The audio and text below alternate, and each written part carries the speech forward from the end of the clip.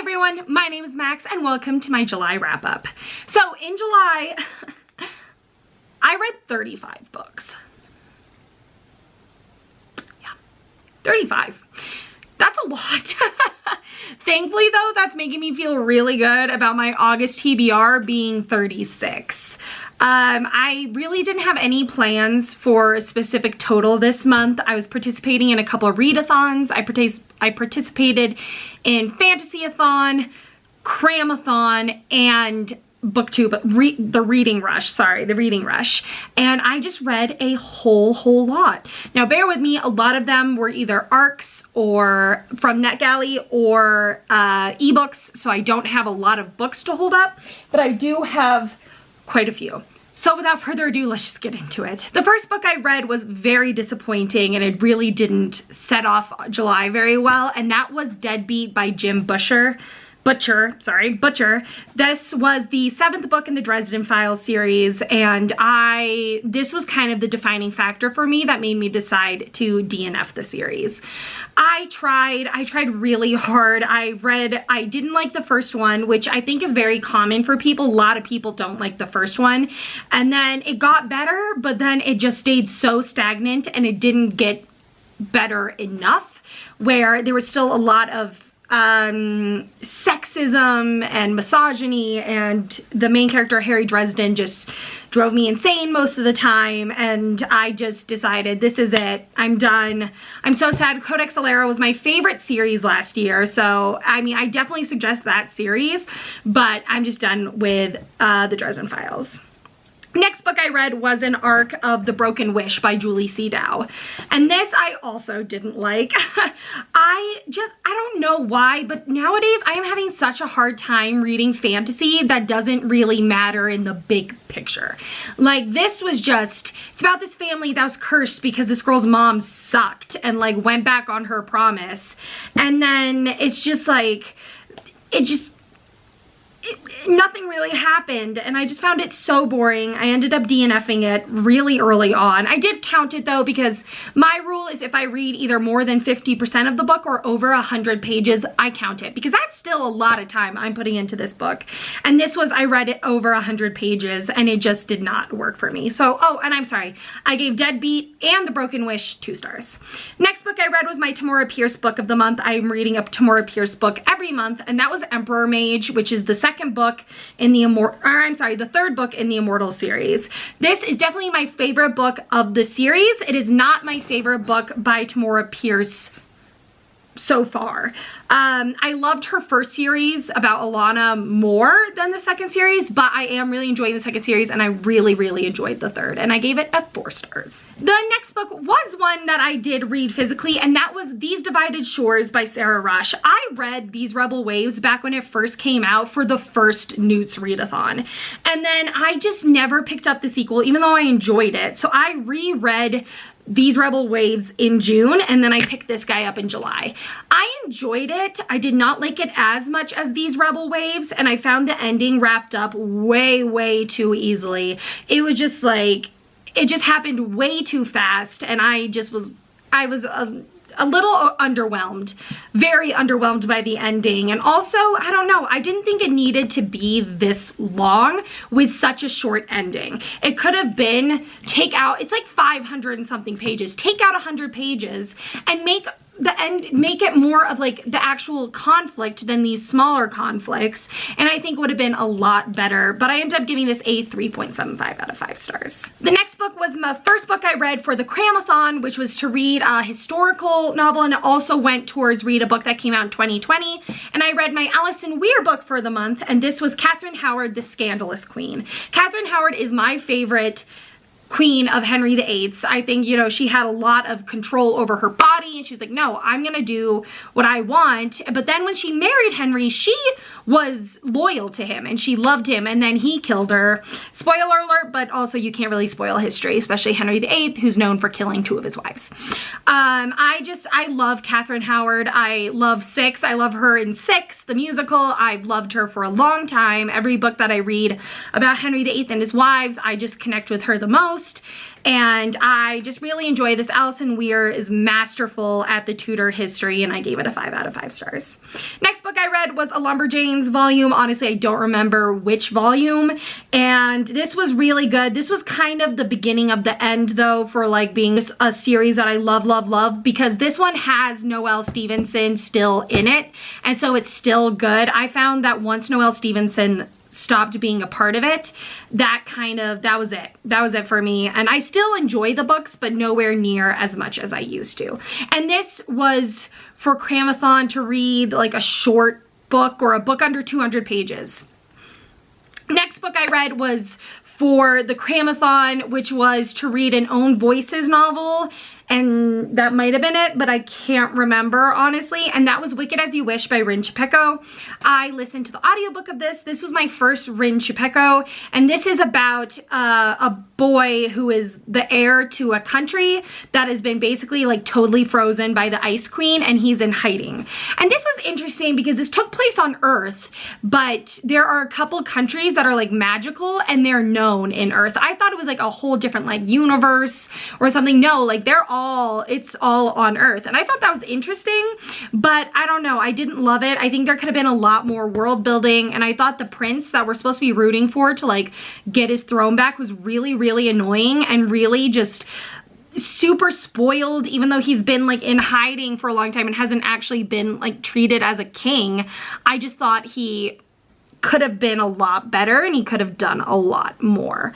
So I ended up giving it like a 3.25, 3.5 out of 5 stars. I will be continuing the series because I do love how Rin Chupeco just connected all of these myths and legends into this world, and I suggest it, especially, I haven't read any of her other books, but if you like her other books, I think you will probably like this one as well. And then for one that was for, this might have been Own Voices or like Black Author or just something, and this was Miles Morales, the first book, and like, he already knows he's Spider-Man. I don't know. I just like looked up a graphic novel to quickly read because it was the same day as Becca's Bookopoly-thon started. I'm sorry, I participated in 4 readathons this month, and Becca's Bookopoly-thon started that day, but I wanted to quickly finish out the readathon, the Cramathon, to be able to start that. So I read this. It was good. I thought it was really fun. I thought it touched on a lot of subjects that usually superhero movies don't touch on, and that's like how much your personal life and school life are affected by you being like a hero and a superhero. And I thought that that was really poignant, really interesting, and I gave it a 4.5 out of 5 stars. And then for Becca's Bookopoly-thon, I was able to finish all 8 books for all 8 challenges. If you didn't know what Becca's Bookopoly-thon was, it was Becca and the Books. She does a Bookopoly every month. And this was a 48-hour readathon where every 12 hours she rolled 2 rolls and you got prompts and you read from them. I was able to complete all 8, and the first one was for a paranormal fantasy, and I read another Lumberjanes volume, and I did really enjoy this one as well. I'm pretty sure I gave this one a 5 out of 5 stars. And then the next one was random. The next one was just random, and I just put in a bunch of ARCs and ebooks that I wanted to read that were short, and I got He Loves Me, He Loves Me Not, which is about this woman who at her best friend's bachelorette party gets super drunk and marries the groom's best friend, and he's like Irish and super cute, and he kind of asks her to pretend to be his wife or continue to be his wife for 6 months, because his little sister is supposed to get an inheritance in 6 months that their grandfather's holding over both of them for good behavior. And if his grandfather finds out that he would get divorced, he would probably revoke the inheritance. So it's about them living together and like falling in love in 6 months. It was very cute. I do think they fell in love a little too fast, and I ended up giving it a 3.25 out of 5 stars.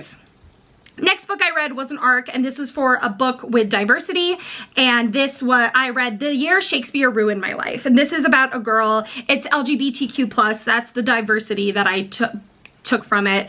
And it is about a girl who wants to get a good recommendation to be valedictorian, and she becomes the producer of, and she has to produce a Shakespearean play for high school, and it's just a lot of mayhem ensues. She's got a huge crush on one of the characters or actresses, and it's very cute. I think you know, I think a lot of contemporary have issues where the main character has to have a huge character arc for you to really like them, and then they do some stuff that's pretty unforgivable, and then all of a sudden their friends just forgive them.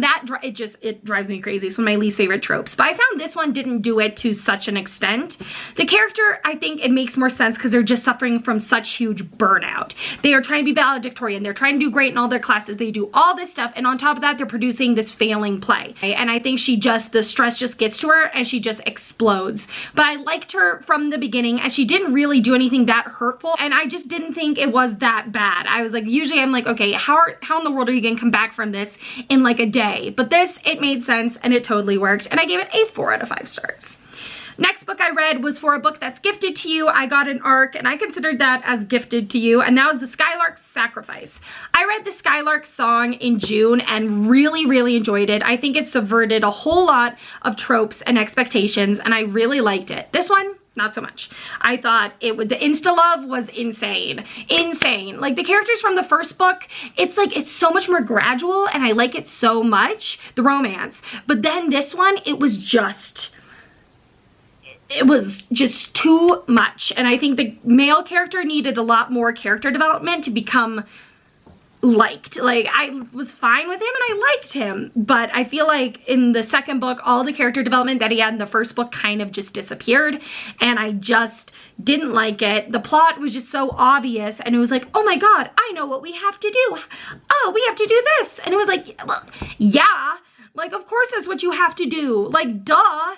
And it just drove me insane. I was just like, yeah. So I gave it a 2 out of 5 stars. The next book that I read, oh, you know what? I don't think my Goodreads is actually in order, but you know, so I just read all these books during a 48-hour period. Just believe me. The next book that I read was read a book that a poll or like someone recommends. And so on Twitter, on the Twitter page, I put up a poll that was either read Fortuna Sworn by KJ Sutton, Stepsister by Jennifer Donnelly, and I might have had one more book, but those are the only 2 that I really remember. And Fortuna Sworn by KJ Sutton won, which is not surprising because Becca has been just like lauding this book, and I enjoyed it. It's about this girl who is the last of her kind, and they just draw in people. People are just really interested in them, and they're able to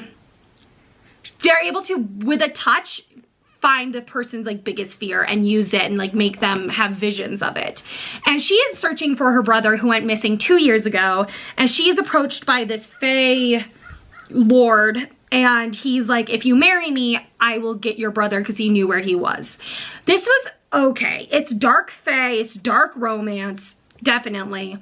But I think I would have liked us to be more into the love interest before something happened, because then I just couldn't stop thinking about it, and I just was, I was a little hesitant about it.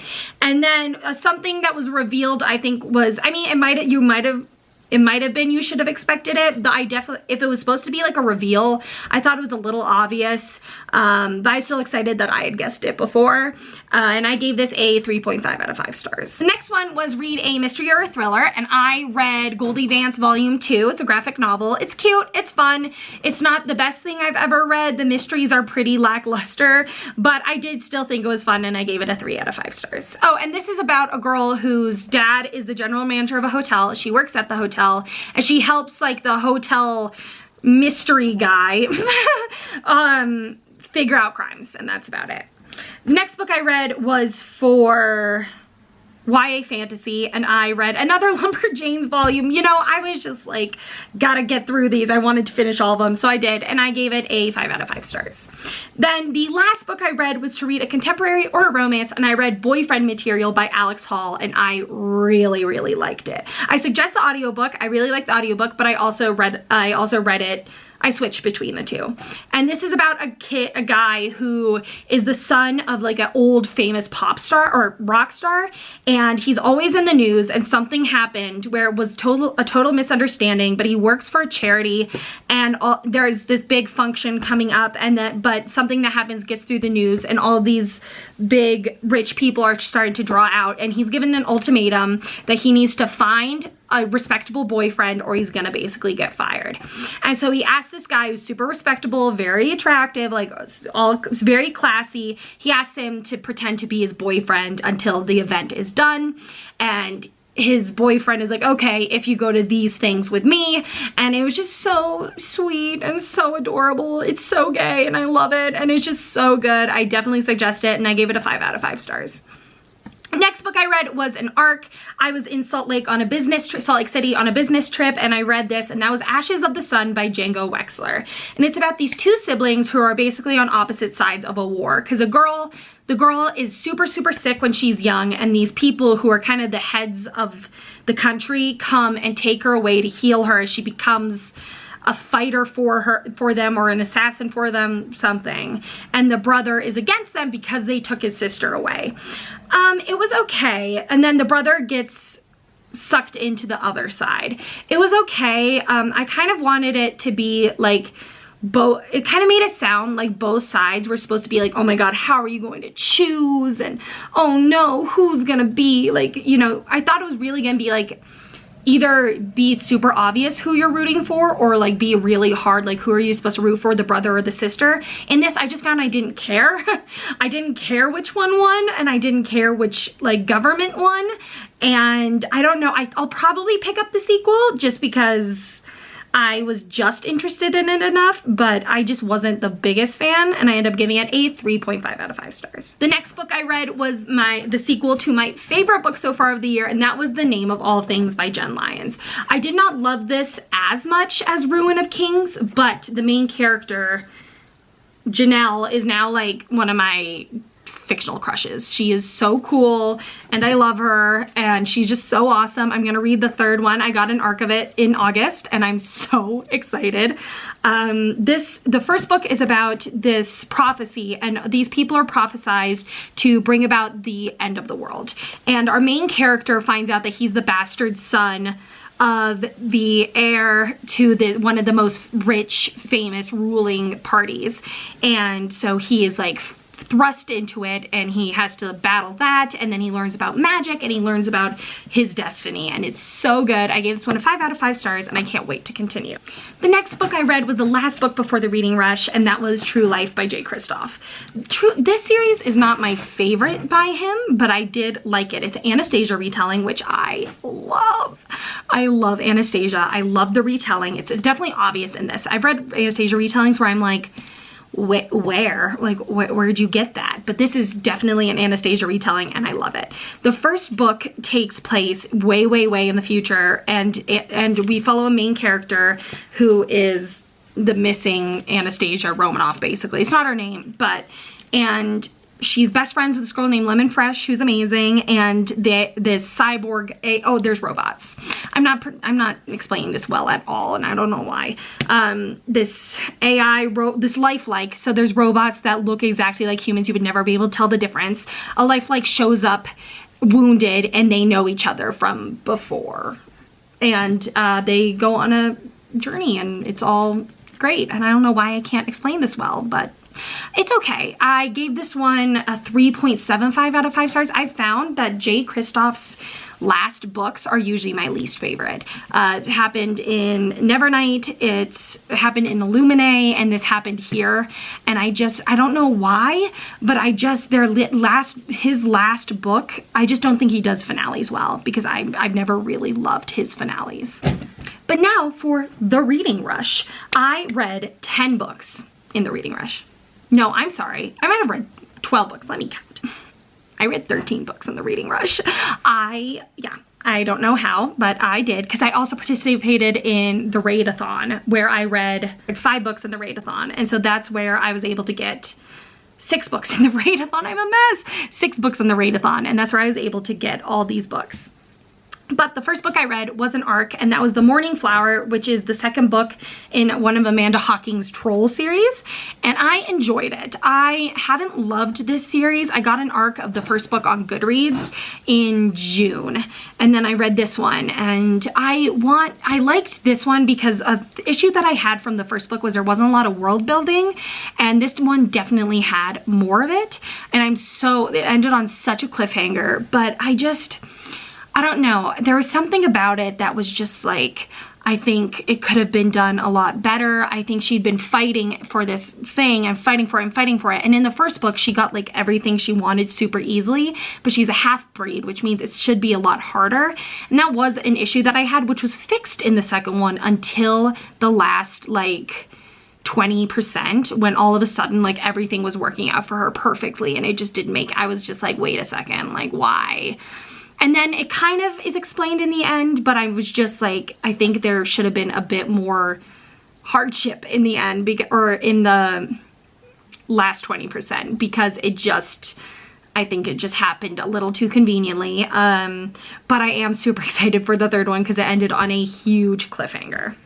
Next book I read was another Lumberjanes volume, and this was for, oh, and I'm sorry, The Morning Flower was to read a book set in a different country or continent. It doesn't, I mean, because at first it's like in a magical city, and then it's in Sweden. So, Sweden, I live in America. And then Lumberjanes I read for Read a Book Completely Outside. This was kind of, again, the beginning of the end, because Noelle Stevenson was no longer a part of the series, and so I gave it a 4 out of 5 stars.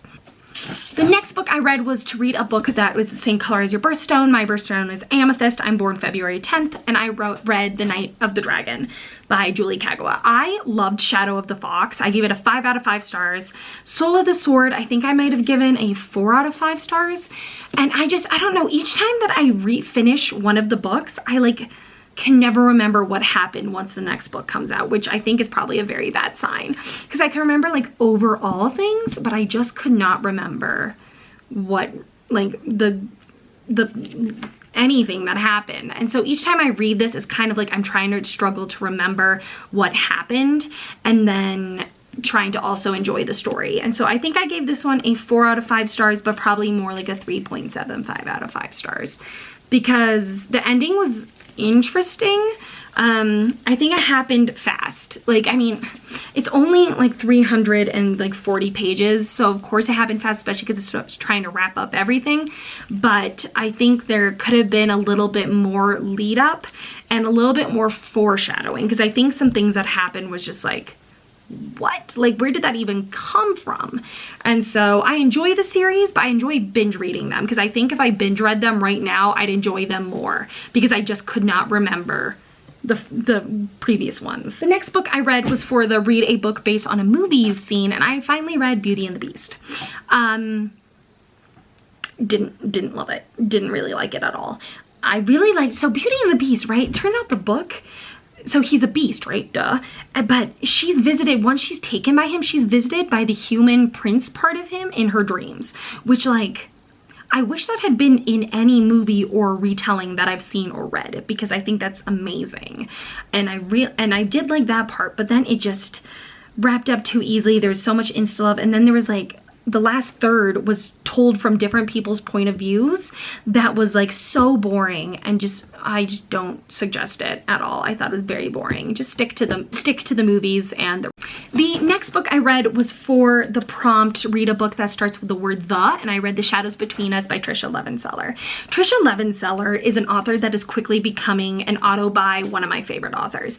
I liked Daughter of the Pirate King. I didn't love it because I thought a lot of stuff happened to Alyosha way too easily, and I thought she was just too good at everything. But then The Daughter of the Siren Queen I liked more. I loved the Viking one, something about like wild or something. I loved the Viking one, and I loved this. The romance was just like, even though it's only 320 pages, the romance was so good, and so it just felt slow burn, even though it's only 320 pages. I just thought it was so good. I gave it a 5 out of 5 stars. And oh, this is about a girl who is decides she's gonna kill the king and become the queen, and or the ruling party. And so she goes to meet him, and so many people have always tried to marry him, but no one has succeeded, and you're not allowed to touch him, and he controls shadows. And she catches his fancy, but then he proposes that they be friends but pretend that they're dating, so his counsel gets off his back. She's like, okay, but inside she's like, I'm gonna make him fall in love with me, we're gonna marry, I'm gonna become queen, and then I'm gonna kill him.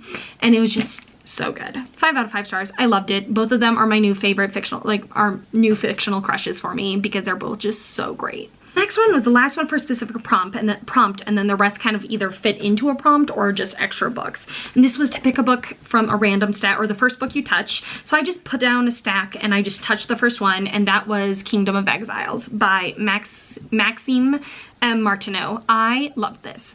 I was really surprised. I think the romance could have done with more like pining and angst. I think the romance did happen too fast, but the rest of it, loved. I loved the plot.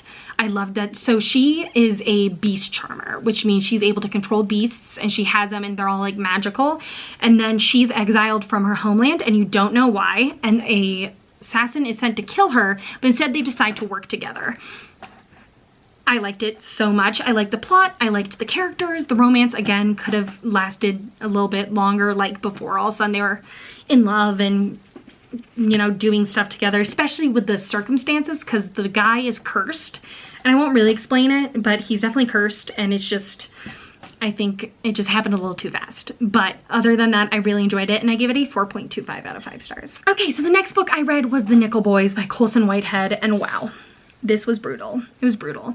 It's based on a true, like, place. The characters are fictional, but it's based on a true boarding school that boys were sent to if they were juvenile delinquents. And it's brutal. It's back in the, like, early 1900s, or, like, this might have been, like, 1950s or 60s. I can't remember. And it's, like, they treat all of the people terribly, white boys and black boys, but definitely the black boys are treated a lot worse. I didn't rate it because it's hard to give a rating to something. Was it my favorite thing? No, but it was just really hard, and it was just really hard hitting, and I definitely think it's a must read.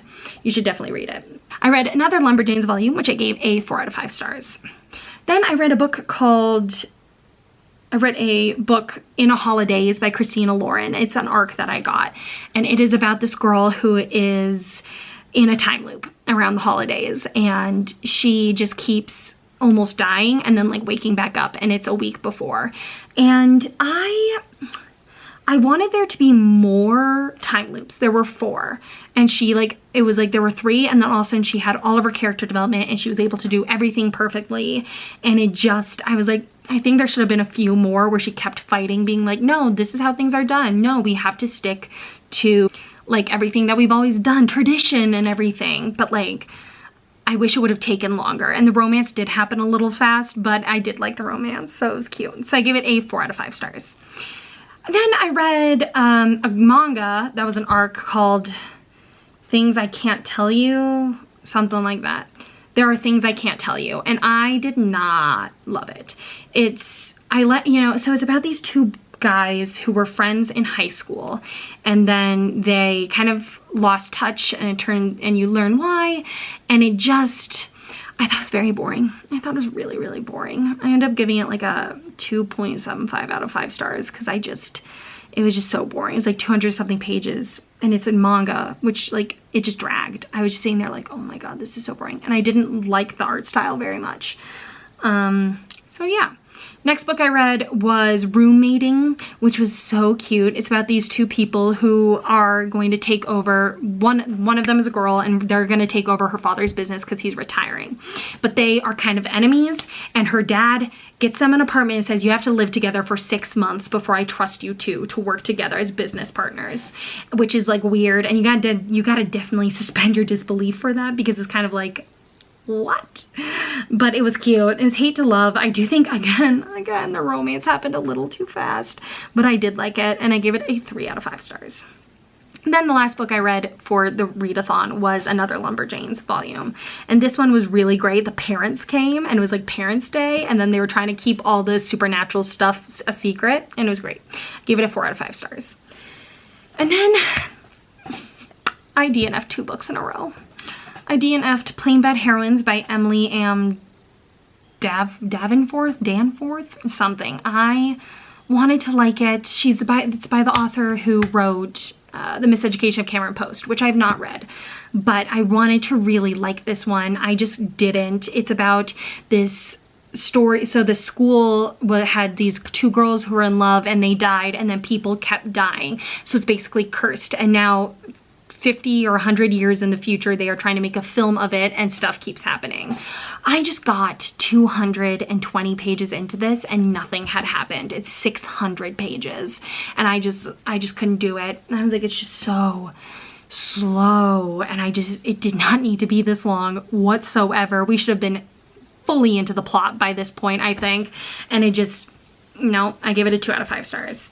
Then I tried to read The Holy Conspiracy, which is another arc I got. I'm not religious, but I'm really fascinated with religion. And so this is about Jesus's brother after Jesus is killed. And he kind of takes over the rebels and stuff. And again, very boring. And I just hate the women hating women trope. And like, I know this is back in like 30 AD, and so women aren't treated great, but I'm just so sick of it. And then also, like, the main character literally one time is like, God, why did God make Adam like take his rib out and create women? Men would be so much better off without them. And I'm like, fuck off, like, no thanks. And so I just didn't like it. And then the two main women one just hates the other, and I'm like, stop, you should be united because you're both women and men hate women, don't hate each other. But yeah, so again, 2 out of 5 stars. And then the last book I read in July is Girl of Serpent and Thorn by Melissa Basher-Doust. And I just wanted to like this book so much more than I did. I don't know, I think, again, I guess this is definitely just becoming very apparent that I hate insta love, because again, the romance is way too fast, just way too fast. And like, they have like 3 scenes together before the two women are like professing their loyalty and love for each other, and I was like, you don't even know each other. And the first 100 pages, there's a little bit of a plot twist, but there's a romance leading up to it, and I was like, I was more invested in them than the two women, and I was just like, I just didn't. Yeah, and I'd say it was short because it was short. It's 311 pages, but The Shadows Between Us was 320, and the romance was done so well. So I don't know. And the plot just whatever. And I thought this was supposed to be like a villain like origin story, and it wasn't. Like, the girl pretended to be a villain to trick the bad guy, but she was very obviously a hero.